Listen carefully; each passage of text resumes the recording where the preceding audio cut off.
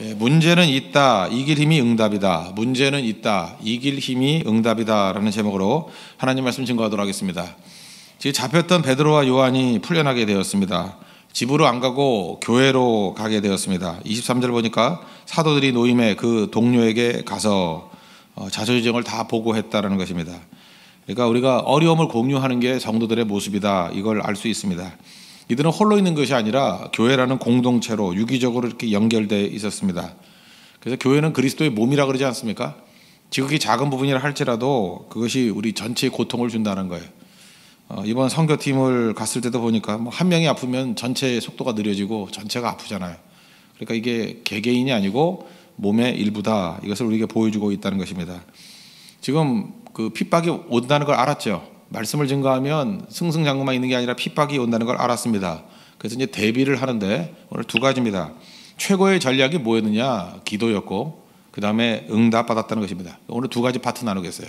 기도와 응답. 첫 번째는 최고의 전략은 기도라는 것입니다. 24절, 이게 문제를 안고 교회에서 한 일이 뭐냐? 그들이 듣고 한 마음으로 하나님께 소리를 높여 기도했다, 이렇게 얘기를 합니다. 통성 기도했다는 거죠. 조용하게 기도한 게 아니라 소리를 높여 기도했다. 간절함과 절박한 가운데 기도했다라는 것입니다. 우리 같으면은 좀 대화 나눌 것 같지 않습니까? 토론도 하고 회의도 하고 그럴 것 같은데 그러지 않았다는 거예요. 교회는 문제를 만나면 곧장 기도해야 된다는 것입니다. 농담으로 그런 얘기를 하잖아요. 회의가 많아지면 회의에 빠지게 된다. 진짜 그런 것 같습니다. 정말 회의를 많이 하면 마음이 나누어지게 되는 것 같아요. 자기 견해를 드러내야 되니까. 근데 기도하면 성령께서 하나됨을 이루게 만들어 주신다는 것입니다. 교회가 제일 강력할 때가 언제냐 하면 마음이 하나 될 때입니다. 가정이 제일 강할 때가 언제입니까? 마음이 하나 될 때예요. 그러니까 마음이 하나 되기를 원하지 않는 사람이 누가 있겠습니까? 그러니까 마음을 하나 되게 만드는 힘, 인간에게는 없습니다. 사람의 마음은 내가 움직일 수 없기 때문에 그렇습니다. 근데 성령께서는 우리의 마음을 하나 되게 만들어 주신다는 거예요. 그게 꼭 필요한 게 뭐냐? 기도할 때 하나 된다는 것입니다. 그래서 기도가 충만해지면은 아무리 많은 사람이 모인다 할지라도 교회가 한 마음으로 움직입니다. 그래서 강력해지는 거예요. 반면에 기도가 없으면 두세 사람이 모여도 다툼이 일어납니다. 잊지 마십시오. 다툼이 있거나 어려움이 있을 때는 자기 견해를 얘기하려고 그런 게 아니라 그때가 기도할 타이밍이라는 거. 기도하면 하나됨을 이룰 수 있다는 것입니다. 그럼 기도의 내용이 뭐였느냐? 대주제여 하면서 하나님께 구했다는 거예요. 전능하신 하나님이라는 거죠. 창조주 하나님을 이야기하면서 접근하게 되더라는 것입니다. 지금 이 기도의 시작이 뭐였어요? 문제 때문에 시작된 기도였는데 문제를 바라보지 아니하고 대주제여 하면서 하나님을 바라봤다는 것입니다. 이 기도의 출발이 항상 그래요. 여러분, 모든 기도의 출발은 문제로부터 시작되는 게 아닙니다. 하나님으로부터 시작해야 되는 거예요. 하나님이 하셨다. 하나님의 초점을 맞추는 것이 중요하다는 것입니다. 실제로 우리가 벌어지는 문제들 왜 벌어지는지 압니까? 한참 지나고 난 다음에도 모를 때가 많고 또 사전엔 절대 알 수 없습니다. 어떤 때는 교만하려 할 때 하나님께서 시험과 환난을 주실 때가 있죠. 그래서 그걸 통해서 겸손하게 만들고, 또 어떤 때는 하나님을 떠나려고 할 때 하나님께 더 매달리라고 이렇게 시험 줄 때가 있어요. 또 어떤 때는 영성이 흐릿해질 때 이렇게 강해지기 위해서 시험을 줄 때도 있고, 이건 편의상 나누는 겁니다. 사실 그 현장 속에 있을 때 몰라요. 그런데 어리석은 건 뭐냐면 문제에 매달리는 거예요. 그래서 뭐 자녀들이 문제가 있다면 자녀 문제에 매달려 버리고, 경제 문제가 있다면 경제 문제에 매달려 버리고, 그게 아닌데 사실은 그거를 통해서 하나님께 가라는 건데 우리 엉뚱하게 접근할 때가 많다는 것입니다. 대주제여 하고 하나님께 매달리면 된다는 거예요. 소아시아 7교회가 있죠. 라오디가 교회 특징이 무엇이었습니까? 이게 되게 교만한 교회예요. 자기가 부자래요. 요한계시록 3장 17절 보니까 나는 부자라 부요하여 부족함이 없다. 그죠? 공고한 것과 가련한 것과 가난한 것, 너 논문 거 하나도 모르는구나. 이런 교회에 시험이 올 때는 뭐예요? 허상이 깨지는 거죠. 자기 교만이 깨지기 위해서. 그래서 하나님께서 그 시험을 줄 때가 있다는 거예요. 우리 가운데 많은 사람들이 자기가 부유하다, 내가 잘 믿는다 이렇게 생각할 때가 있어요. 근데 시험이 와요. 그러면 자기 믿음이 밑바닥이 드러나죠. 아무것도 아니라는 거. 그래서 내가 진짜 믿음이 아니었구나, 이걸 깨닫게 된다는 것입니다. 에베소 교회 같은 데는요, 진리와 싸웠습니다. 뭐 그런 교회 있잖아요. 우리는 진리를 수호하는 교회다. 그리고 다 옳아요. 옳은 얘기 쭉 얘기한다고요. 그 정통적인 메시지를 붙들고 있어요. 그러면 자부심이 있지 않습니까? 우리는 뭐 흔들림이 없다. 근데 시험이 와요. 그랬더니 그 정통적인 메시지만 갖고 못 이기잖아요. 그때 하나님의 진단이 뭐예요? 너를 책망할 것이 있나니 2장 4절에 처음 사랑을 버렸느니라. 사랑이 없는 게 문제였구나. 그래서 이렇게 점검하게 된다는 것입니다. 하나님은 다 아시고 우리는 아무것도 몰라요. 근데 시험을 주시는 걸 통해서 우리의 부족함을 채워주신다는 것입니다. 그럼 우리가 해야 될 일이 뭐냐? 문제에 매달리면 안 된다는 거예요. 하나님께 나아가면은, 하나님을 바라보면은 거기서 힘을 주시고, 그래서 우리의 삶에 부족한 것들을 채워나가기 시작한다는 것입니다. 근데 마귀는 그렇게 안 해요. 하나님 바라보자고 자꾸 문제 보래요. 문제 열심히 본다고 뭐 풀리나요? 그래서 문제만 쳐다보니까 기쁨도 상실하고, 되게 문제라는 게 되게 자기 추측이거든요. 진짜 아니에요. 추측에 의해서. 여러분, 그래서 사람도 잠깐 만나야 되는데 만나지 않아 놓으면요, 이래요. 교회에서도 이게 되게 보면은 이제 목사는 여러 사람 만나잖아요. 그래서 실상을 알 가능성이 크죠. 좀 더. 근데 어떤 분을 오해하는 부분을 보면은 상대방에 대해서 몰라요. 자기 생각이야. 저 사람이 저런 의도 때문에 나를 공격하고 음해하고 있을 것이다. 그게 아닌데, 그죠? 한 만나서 한 5분만 얘기하면 다 할 건데 혼자서 이렇게 추측을 하는 거예요. 그래서 계속 쌓이는 거죠. 쌓이고 분노하고 시험이라고 생각하고 문제를 키우고, 하나님 바라보면 다 녹아버리는 건데, 예배 한번 들으면 다 녹아버릴 건데, 그럴 일이 얼마나 많이 있습니까? 우리가 많은 순간에 걱정을 빙자해 가지고 교회에 소문 퍼뜨리는 사람도 있어요. 입 다물고 있는 게 중요해요. 그죠? 걱정, 교회를 걱정한다 그러면서 뭐 이상한 거 퍼뜨리고 다니고, 하나님 바라보는 게 문제인데 그거 안 한다는 것입니다. 오히려 불신앙을 옮기는 사람들이 많이 있다는 것입니다. 그러니까 잠깐 마음이 눌리는 거죠. 여러분, 잠깐 마음이 눌리고 있다는 건 기도가 없기 때문에 그렇습니다. 하나님 바라보지 아니하면 절대로 올무에서부터 벗어날 수 없다는 것입니다. 이 초대교회 보십시오. 모든 시선을 문제에서부터 끌어당겨서, 문제 누가 쳐다봐요? 교인 중에 누구도 문제를 쳐다보지 않아요. 대주제 하면서 하나님을 쳐다본다는 것입니다. 이게 기도예요. 그래서 교회는 하나님 바라보는 존재들입니다. 그래서 경배한다 그러죠. 집단적으로 하나님을 바라보는 존재들. 그게 교회라는 것입니다. 시작은, 이게 또 기도의 순서도 중요한데, 말씀에서부터 기적으로 옮겨가요. 이 순서가 되게 중요한 것 같아요. 기적만 바라보면 은사주의고 뭐 기적주의 이럴 수 있죠. 시편 2편 1절과 2절의 말씀을 인용하라죠. 25절 26절인데, 또 주의 종 우리 조상 다윗의 입을 통하여 성령으로 말씀하시기를 어찌하여 열방이 분노하며 족속들이 허사를 경영하는고, 세상의 군왕들이 나서며 관리들이 함께 모여 주와 그의 그리스도를 대적하도다. 열방이 막 열받아하고 분노하고, 실제로 함께 모여서 연대한다는 거예요. 연대. 그러면서 그 다음 절에 얘기하잖아요. 빌라도하고 헤롯이요, 원래 그게 하나 되기 힘든 사람들입니다. 같은 지역을 통치하고 있는 두 명의 통치자잖아요. 그러니까 갈등과 알력이 있을 건데 그들이 연합을 해요. 연대를 해요. 이걸 악의 연대 그런다고요. 악의 연대. 이게 가능하시잖아요. 진짜 이런 일이 벌어지잖아요. 함께 모여서, 열왕들이 함께 모여서. 원래 바리새인과 사두개인이 이 양극이거든요. 근데 그들이 함께 모여서 또 공격하고 그러잖아요. 그러니까 잘 보세요. 연대라는 말이 뭐예요? 악의 연대. 똑같지 않다는 거죠. 똑같이 아는 자들이 특정한 목적을 위해서 힘을 합친다는 거예요. 그 배후에 누가 있어요? 마귀가 있다는 거예요.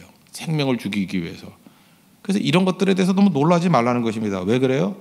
미리 성령으로 말미암아 이렇게 예언된 말씀이기 때문에. 그래서 하나님 말씀을 묵상하고 있는 백성들은 그렇게 호들갑 떨지 않습니다. 이게 다 예언된 얘기라는 거예요. 그래서 이들은 이 벌어지는 상황들을 성경을 통해서 묵상을 했습니다. 이게 시편 2편에 나와 있는 말씀에 대한 응답이구나. 그래서 성경에 보면 미리라는 말이 많이 나와요. 미리. 모르고 당하면 괴롭죠. 근데 미리 알고 대응하면 능히 이길 수 있다는 것입니다. 그래서 마가복음 13장 23절을 보니까 예수님께서 이렇게 제자들에게 말씀하십니다. 너희는 삼가라. 내가 모든 일을 너희에게 미리 말하였노라. 제자가 뭡니까? 예수님이 십자가 지시고 부활하실 걸 미리 다 말씀해 주셨어요. 그냥 다 말씀해 주셨다고요. 제자들은 다만 제대로 못 알아들었을 뿐이지, 주님께서 우리에게 모든 걸 다 알려주신다니까요. 알려주시는 걸 가지고 대비를 해야죠. 그래서 말씀이 살아있는 교회는요, 어떤 일이 벌어질지에 대해서 미리 대비를 합니다. 여러분 깜짝깜짝 놀라지 않습니까? 성령께서 역사하시게 되면요, 어떻게 내 문제를 알았지? 뭐 이럴 때가 되게 많아요. 그죠? 그리고 새벽에 들었던 말씀이 그날 이길 수 있는 원동력이 돼버려요. 그래서 깜짝깜짝 놀란다니까요. 이게 성령의 인도하심이구나. 새벽에 그 말씀이 오늘 이걸 이기라고 나에게 주신 말씀이구나. 그래서 미리 주신 말씀이에요. 우린 뒷북치는 존재가 아니라는 것입니다. 주님께서 항상 우리에게 미리 말씀해 주셔요. 유다서 1장 17절도 보니까 사랑하는 자들아 너희는 우리 주 예수 그리스도의 사도들이 미리 한 말을 기억하라. 항상 미리예요. 미리 듣고 대비하고 준비하라는 것입니다. 성경을 보면은 뭐 조롱하고 공격하고 배반하고 불화까지 일어나고 뭐 이런 거 다 예언이 돼 있다라는 거예요. 그러니까 이런 것들 말씀 붙들고 우리가 해야 될 일이 뭐예요? 깨어서 기도하고 준비하라는 거예요. 그래서 이렇게 미리 대비된 사람들은요, 웬만한 문제에 대해서 흔들리지 않습니다. 뭐 다 알고 있는데 뭐 모르는 바가 아니잖아요. 다 알고 있잖아요. 그래서 미리 알면 어떻죠? 선교 가기 전에 미리 대비를 하는 거예요. 선교에서 이런 상황이 벌어질 거다. 선교 끝나고 돌아오고 난 다음에 우리 상태가 이럴 거다. 미리 대비하는 거예요. 대비하고 있는 거. 그래서 대비를 잘하면 바다같이 넓은 사랑이 있어요. 어떤 게 들어와도 더 소화가 되고. 그래서 우리 교회가 저는 장차 바다 같은 교회가 됐으면 좋겠어요. 어떤 문제와 어떤 연약한 사람들이 오더라도 바다는 오염 안 되잖아요. 그죠? 아주 크니까. 어떤 게 더러운 게 들어와도. 근데 이렇게 접시 같은 교회가 있죠. 뭐 조금만 들어가도 그냥 한두 사람에 의해서 영향을 받고. 좁아서 그래요. 미리 준비가 안 돼 있기 때문에. 그래서 우리 인격도 바다 같은 인격이 돼야 된다는 것입니다. 풍성해지면 이길 수 있다는 거예요. 그러니까 오늘 이 순서 잊지 마십시오. 문제가 있을 때 문제를 바라보는 게 아니라 대주제요. 그리고 주님을 바라보는 기도가 중요하다. 그리고 기도의 핵심은 어디에 있느냐? 언제나 말씀에서 시작해서 그 다음에 대비로 가야 된다. 그죠? 하나님 말씀 붙들고 여러분들 우리의 문제를 풀어나갈 수 있는 하나님의 거룩한 종 되기를 바랍니다. 그 다음에 두 번째는 기도 다음에 응답이죠. 응답은 어떻게 응답이 되느냐? 이제 구도의 구체적인 내용이 29절 30절에 나오는데 주여 이제도 그들의 위협함을 굽어 보시옵고 또 종들로 하여금 담대히 하나님의 말씀을 전하게 하여 주시오며 손을 내밀어 병을 낫게 하시옵고 표적과 기사가 거룩한 종 예수의 이름으로 이루어지게 하옵소서 하더라. 이제 기도의 본격적인 얘기가 나오는데 여기 잘 보세요. 핵심이 뭐예요? 위협을 제거해 달라. 이런 게 없어요. 뭐 핍박이 없어지게 해달라. 뭐 우리를 안락하게 해달라. 뭐 이런 거 없잖아요. 그죠? 그냥 위협함을 굽어 봐달래요. 그리고 위협이 없어지는 게 아니라 그 상황 속에서도 담대히 하나님 말씀을 전하게 해주시고 또 손을 내밀어서 이건 그 그리스도의 손이죠. 병을 낫게 하시고 표적과 기사가 예수의 이름으로 이루어지게 해 주십시오. 이게 무슨 얘기예요? 문제 사라지는 게 아니라 문제보다 더 큰 능력을 주십시오. 이게 접근 방법이라는 것입니다. 그래서 하나님 백성들은요, 뭐 문제 사라지는 거, 왜 그런 기도를 안 할까요? 그 문제는 사라질 리가 없기 때문에. 마귀가 계속 문제 주는 거고, 실력 있는 사람들은 문제 많이 주면 풀어버리면 되잖아요. 그죠? 많이 풀어버리면 이기는 거 아니에요?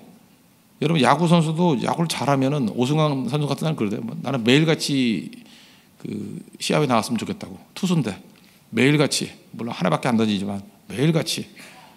이유가 뭐예요? 매일 나와서 매일 이기니까. 신나잖아요. 매일 나와서 매일 이기니까. 매일 나와서 지면은 그 얼마나 힘들겠어요.